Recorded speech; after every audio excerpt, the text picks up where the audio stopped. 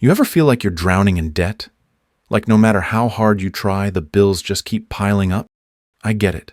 A few years ago, I was stuck in the same cycle, paycheck to paycheck, avoiding calls from creditors, and feeling like I'd never break free. But then, something changed. I made a decision.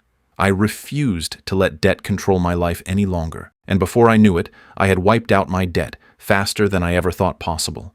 No magic tricks, no lottery wins, just simple strategic moves that anyone can follow. If you're tired of feeling stuck, keep watching, because I'm going to share exactly how I did it, and how you can too. The first thing that changed everything for me? Facing the truth. For the longest time, I ignored my debt. I didn't want to think about it. I'd make minimum payments, swipe my credit card like nothing was wrong, and tell myself, I'll figure it out later. But one day, I added everything up, and the number hit me like a punch to the gut. It wasn't just a few thousand, it was a mountain of debt. And at the rate I was going, I'd be paying it off for decades. That moment was terrifying, but also powerful. Because when you truly understand your situation, you can finally start changing it. So, if you haven't yet, sit down and calculate your total debt. It's scary, I know, but trust me, it's the first step toward freedom. Once I knew my numbers, I needed a plan, and here's where most people get stuck. They think they need some complicated financial strategy or a finance degree to get out of debt. Not true. I kept it simple and focused on three things: cutting expenses, trimming the fat from my budget, boosting income, finding ways to earn extra cash, attacking the debt, using a strategy that worked for me. Let's break it down. First, I had to stop the financial bleeding.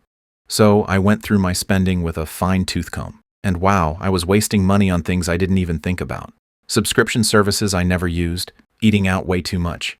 Impulse purchases that felt good in the moment but did nothing for my financial future. So I cut the unnecessary stuff. I switched to cooking at home, found free entertainment, and canceled things I didn't truly need. And guess what? I didn't feel deprived. I felt empowered. Because for the first time, I was in control of my money, instead of my money controlling me.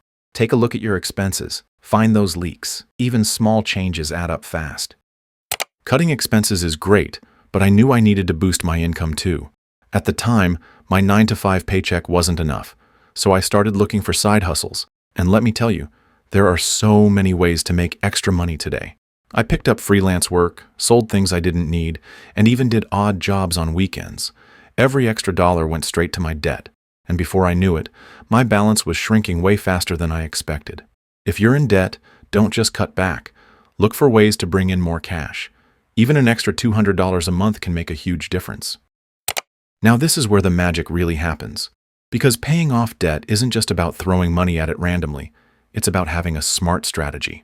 There are two popular methods. The snowball method. You pay off the smallest debt first, then roll that payment into the next one, building momentum as you go. It's great for motivation.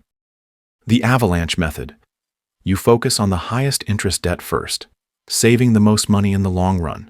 I personally used the avalanche method and it worked wonders.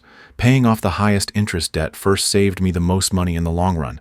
But honestly, the best strategy is the one you'll stick with. So pick one, commit, and get to work. Here's the truth. Paying off debt isn't always easy. Some months it felt like I was making no progress at all, but I kept pushing. And you know what kept me going? Visualizing my future. I imagined the day I'd make my final payment.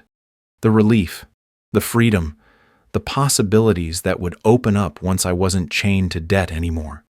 So I kept a visual tracker. I celebrated small wins, and I surrounded myself with motivation. Reading books, watching success stories, and reminding myself why I was doing this.